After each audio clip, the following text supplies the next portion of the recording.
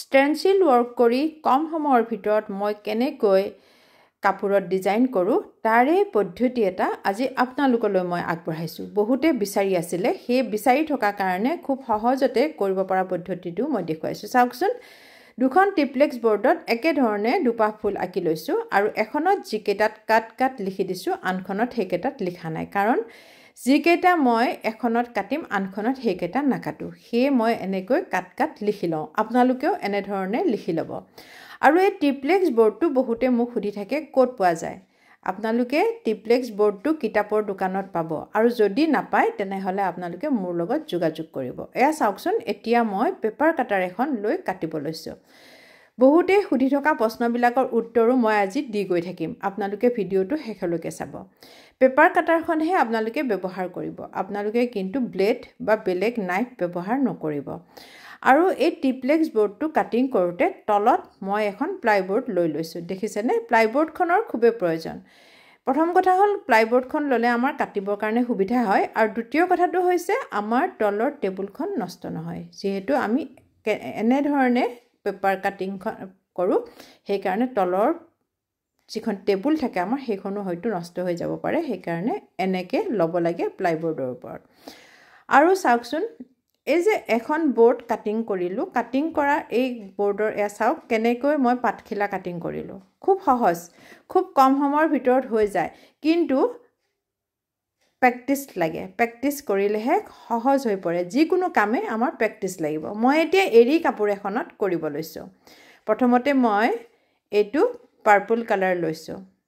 এয়া চাওকচোন, পাৰ্পল আৰু পিংক কালাৰেৰে মই ছেডিং কৰিম। প্ৰথমতে মই ভিতৰৰ ফালৰ পৰা ছেডিং কৰিছোঁ, আৰু মই ব্যৱহাৰ কৰিছোঁ ফ্লেট 4 নম্বৰ ব্ৰাছটো। ফ্লেট 4 নম্বৰ ব্ৰাছেৰে কাম কৰিবৰ কাৰণে সুবিধা হয়, আৰু নতুনকৈ কৰাসকলৰ কাৰণেও খুবেই বেছি সহজ হৈ পৰে ফ্লেট 4 নম্বৰ ব্ৰাছটো ব্যৱহাৰ কৰিলে। যিহেতু ফুলপাহ বহুত বেছি ডাঙৰ নহয়, সেয়ে মই ফ্লেট 4 নম্বৰ ব্ৰাছেৰে প্ৰথমতে মই এটা কালাৰ ছেডিং কৰি ল'লোঁ। মই ইয়াত দুটা কালাৰৰ ছেডিং কৰিম পাত আৰু ফুলপাহত। আপোনালোকে দেখিছে গোলাপ ফুল আৰু পাত মই কৰি আছোঁ। এতিয়া পিংক কালাৰটো লৈ পেলাই মই এনেকৈ বাহিৰৰ ফালৰ পৰা ছেডিং কৰি দিছোঁ। খুব সহজ, খুব সোনকালে হয়, আৰু খুব ভালকৈ কিন্তু কৰিব লাগে। কামটো কৰোঁতে সদায় সাৱধান হ'ব লাগে, যাতে কালাৰ তলৰ ফালে আমাৰ ওলাই স্প্ৰেড হৈ নাযায়। আপোনালোকে চাব, মোৰ নহয়, খুব ধুনীয়া হয় কৰোঁতে। এতিয়া পাতকেইটাত মই গ্ৰীণ কালাৰটোৰে ছেডিং কৰি দিলোঁ। এনেকুৱা ধৰণৰ ভিডিঅ'বিলাক পাই থাকিবৰ কাৰণে আপোনালোকে মোৰ এই ইউটিউব চেনেলটো ছাবস্ক্ৰাইব কৰি দিব।